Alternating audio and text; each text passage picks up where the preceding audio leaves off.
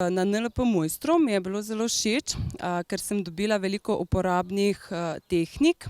veliko uporabnih metod, predvsem glede spoznavanja samega sebe, svojih lastnih vzorcev vedenj, prepričanj in še zlasti glede vrednot. Všeč mi je, na kakšen način dejansko se soočati s svojimi lastnimi izzivi,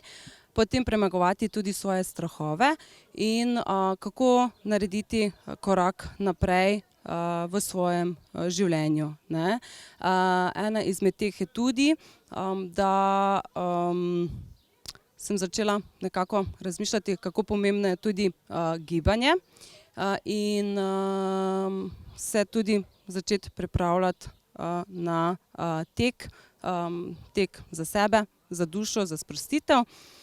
predvsem pa za svoje lastno dobro počutje in pa zdravje, ne. Pomembne so vsakodnevne aktivnosti